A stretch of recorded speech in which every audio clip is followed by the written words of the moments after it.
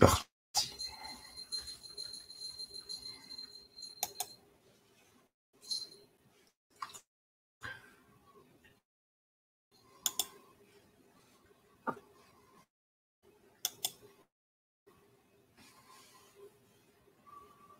Il n'y a pas de son. Bizarre.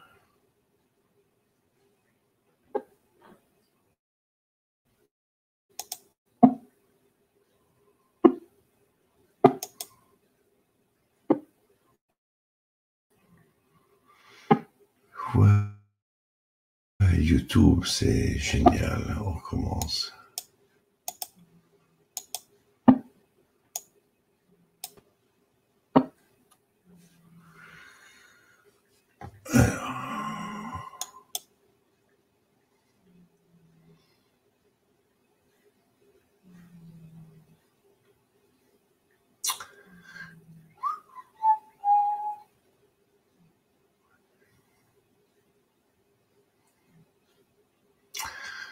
Démarrage merdique du live. Punaise.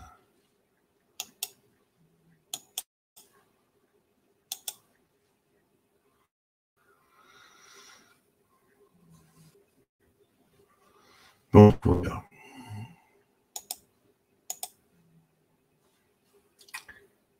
Il y a tout qui bug. C'est l'horreur magistrale.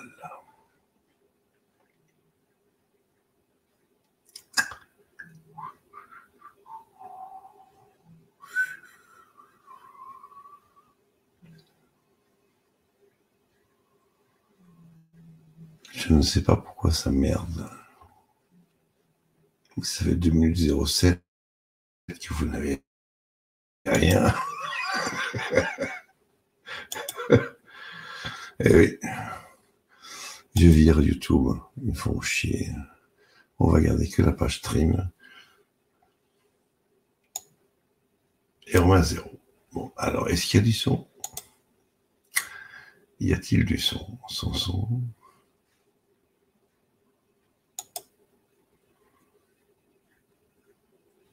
C'est foireux de chez foireux. Bon, on y retourne.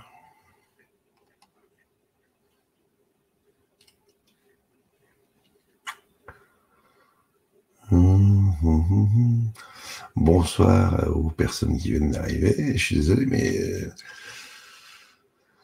je n'arrive pas à vous présenter ce que j'ai envie de vous présenter. Et c'est frustrant.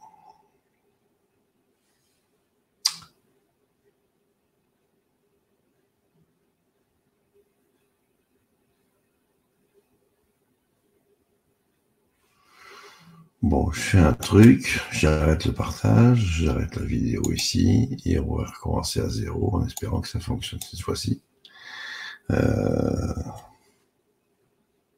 Je ne sais pas ce qui se passe. C'est la merde à tous les étages, donc on va s'y remettre. Je cherche mon screen.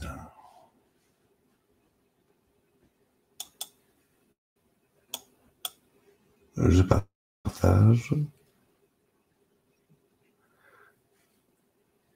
Voilà, j'affiche le partage et je lance la zik, qui j'espère vous pourrez entendre.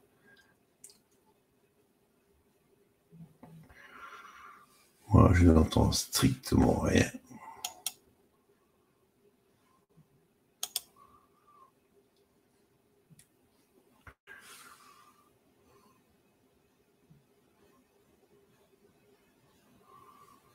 J'entends que dalle.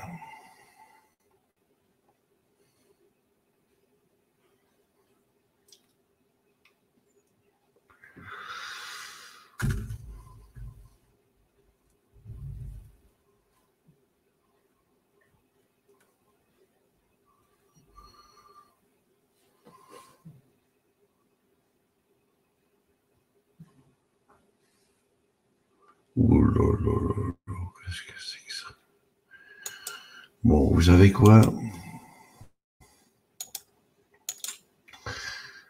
Vous savez quoi? Je vais mettre un terme à ce live et je redémarre rien tout de suite. Parce que là franchement, c'est l'horreur.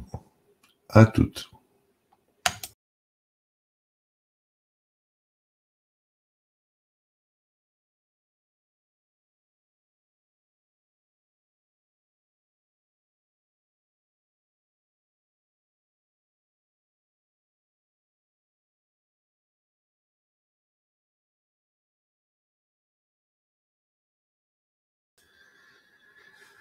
Bon, ben on reprend les mêmes et on recommence. Enfin, on va essayer d'arriver à nos fins, ce qui n'est pas sûr.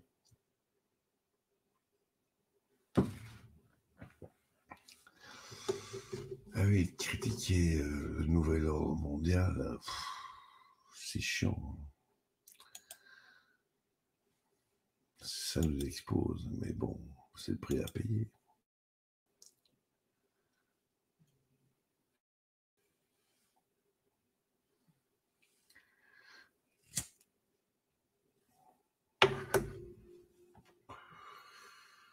On y va.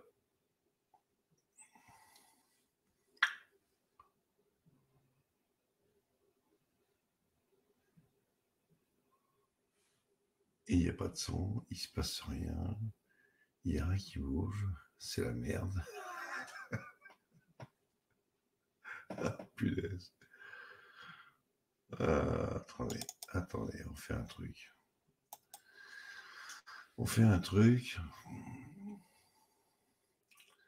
Parce que là, franchement, ça me gonfle. Ça me gonfle vraiment. Et je recommence, je vais essayer d'y arriver. Hein. On fait des essais, des tests, mais bon, c'est bien que... je vais pas jouer le mec qui est... Comment je pourrais dire ça? Persécuté par une bande de connards. C'est si petit présent. Ah, voilà, là, on a du son. Donc là, c'est bon. Alors, on va recommencer. On revient, on repartage. On va essayer d'y arriver. À mon avis, on ne devrait pas tarder à pouvoir y arriver. Partage.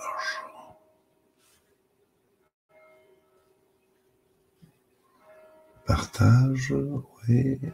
C'est parti.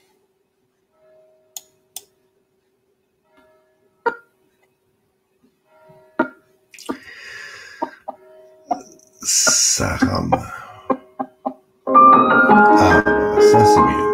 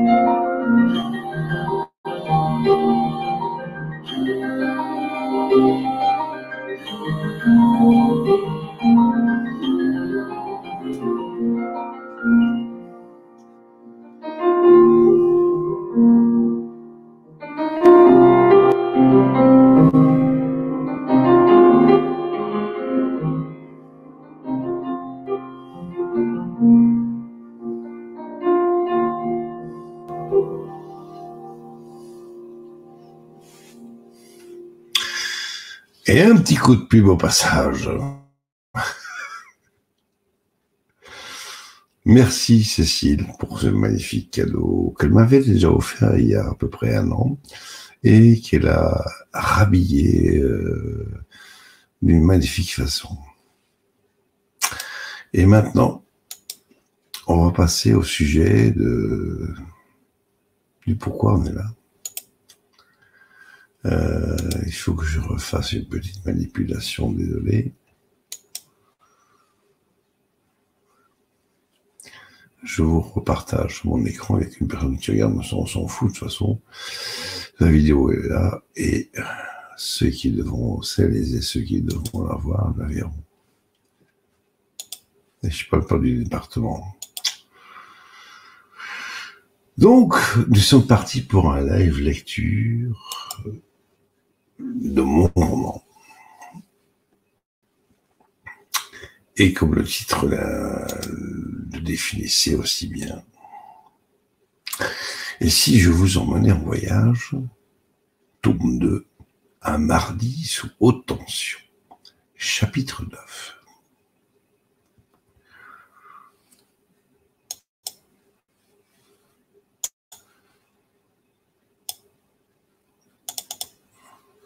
On va y arriver, je fais une mise en page.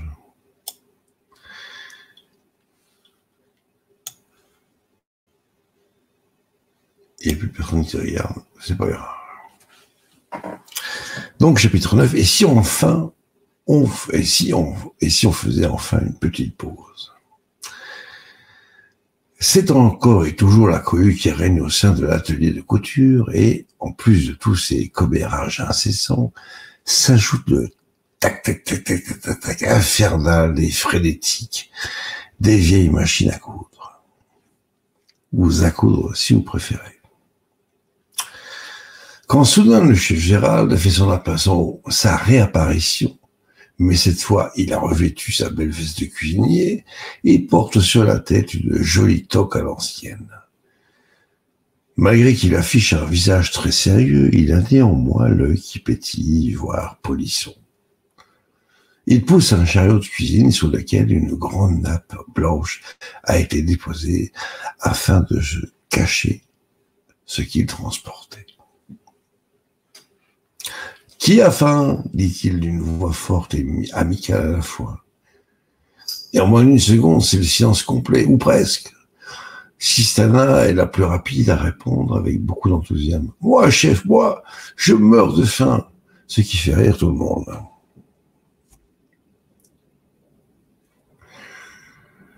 Juna, à qui on prenait les mensurations, debout sur un tabouret et toujours les bras écartés à l'horizontale, demande d'une façon plus qu'intéressée.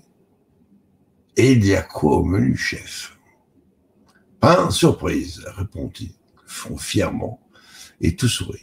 « Ma, chef, elle est à quoi la surprise ?» demande avec son fort accent italien, très prononcé, le beau Francesco. « Ma, stupido !» fait Jeff, dont le côté taquin est plutôt en forme, et de rajouter « Ma, s'il te le disait, ce ne serait plus una sorpresa, caro mio, capisce ?» Et refourir général. Et à l'autre bout de la ville, nos 3 amis n'ont plus à respirer des émanations puant le vieux cambouis, mais une odeur bien plus agréable. Allons voir ça. Oh, je reprendrai encore bien les frites, moi. Pas toi, demande Flo à Francis, qui a encore la bouche pleine. Moi, non, laisse-le donc manger en paix. Et de plus, c'est une très mauvaise idée que de l'inciter à se goinfrer, alors que monsieur doit marier sa petite fille dans 2 mois. Francis, qui s'essuie la bouche avec la manche de sa salopette, répond « Max a entièrement raison. Imagine qu'au matin de la noce, je n'arrive plus à enfiler mon joli costume tout récemment fait sur mesure. » Flo, dis donc Max, ça me rappelle un truc, ça.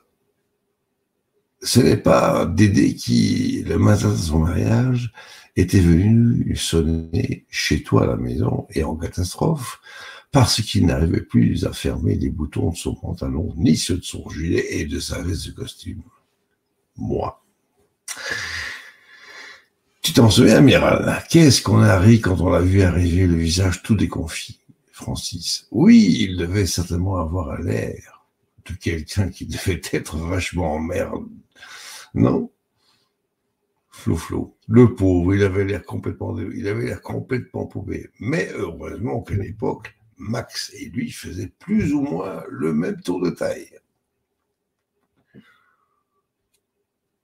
Alors, si je comprends bien, tu lui as prêté un de tes costumes. Moi, exact. Sauf que ses jambes étaient un poil plus courtes que les miennes et aussi beaucoup plus fines. Flo. Je revends Mouna tâchant à la va-vite de lui faire un ourlet, mais qui riait tellement aux larmes que ce dernier était un peu de travers. On parle de l'ourlet, évidemment. Et, disons-le franchement, pas très très bien cousu. Francis, je suppose que tout le monde y a vu du feu. Moi. Pas tout le monde, seuls les invités qui étaient juste derrière Kéo et lui dans le cortège nuptial ont bien aperçu que là, il y aurait comme un défaut que ça ne nous étonnerait pas. Référence à un sketch de qui vous savez. Donc, un défaut que ça ne nous étonnerait pas dans le bas de ses pantalons. Fernand Reynaud parle. Certains moqueurs ne se gênaient d'ailleurs pas pour pouffer en douce. Donc, du coup, mon cher Francis, plus de frites, désolé, tu peux faire une croix dessus. Francis, donc, il est vrai qu'un petit régime serait le bienvenu. Alors, amen, et il se signe avec respect. Moi, m'approchant de lui, je lui fais signe de croix sous le front et dis, de façon très solennelle, « Mon fils, je te bénis, car tu as su résister à cette méchante tentation. Au nom du sel, des frites et de la mayonnaise, amen, et refourir collégial. »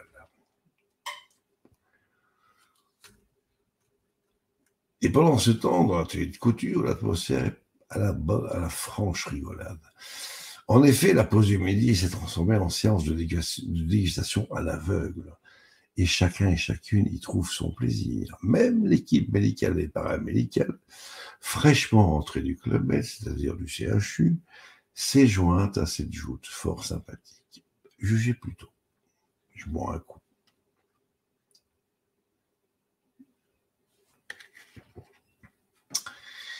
Suivant ou suivante, fait le chef Gérald. Stéphie, notre belle et toujours souriante kinésithérapeute, s'avance et prend place sur le tabouret réquisitionné pour la circonstance et, après avoir retiré sa jolie paire de lunettes, chausse le masque à tête de chat en cartoline dont les yeux n'ont pas encore été percés.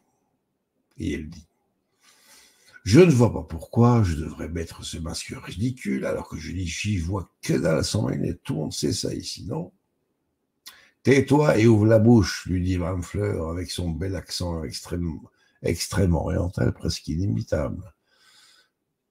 Tu n'as plus l'âge de rat pour râler comme une sale petite gamine capricieuse.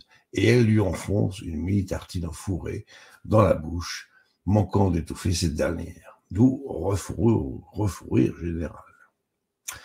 Ah oui, comme complément d'information, ça c'est l'auteur qui parle. Je pourrais vous dire que cette charmante Madame Fleur, comment vous dire, ah oui, ça y est, j'ai trouvé. Remémorez-vous le personnage d'Attila, roi des Huns, appelé également le fléau de Dieu, dans cette vieille série française du nom de Camelot. Eh bien, Madame Fleur, c'est la version féminine d'Attila en beaucoup moins hystérique, mais et surtout en vachement plus drôle. Mais retrouvons cette pauvre Stéphie qui a du mal à avaler ces 2 minuscules tranches de pain fourré. Ah, on va savoir.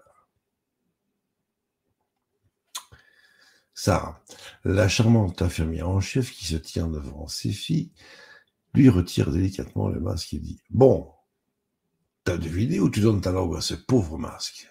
avant de bouffer de rire. Madame Fleur, qui suivait la scène d'on ne peut plus près, demande à ses filles. Alors, ma grande, as-tu deviné ce que cachait ce minuscule petit sandwich ou pas? Stéphie, qui rechausse sa belle monture rectangulaire, répond instantanément. Poulet au curry doux, parfumé à la menthe sauvage. C'est ça, chef? Très sûr d'elle. Et le chef général, bonne réponse, et ce malgré le fait qu'on a vraiment failli te perdre, finit-il en jetant tout autour de lui un rapide coup d'œil taquin de rajouter. Et maintenant, à qui le tour? Qui a envie qu'on l'étouffe gentiment? Personne? Stibilou se précipite pour prendre place sous le tabouret avant que quelqu'un d'autre lui brûle la politesse.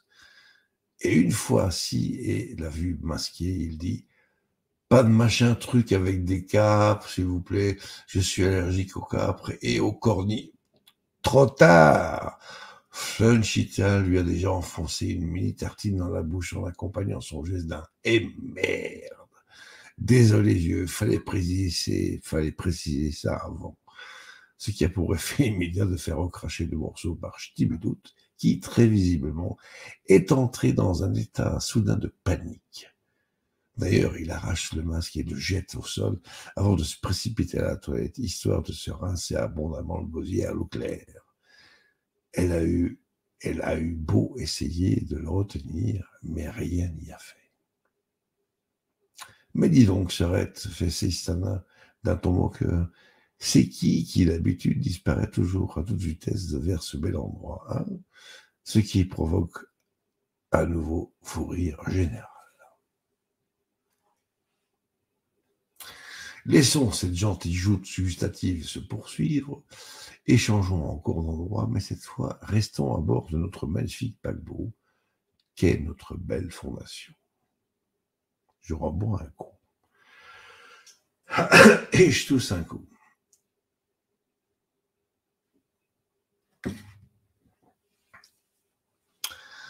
Je ne vous connaissais pas ce talent, ma chère, bravo. Là, vous me battez, dit le maître Gilou à la splendide Jimbia, qui est tout sourire.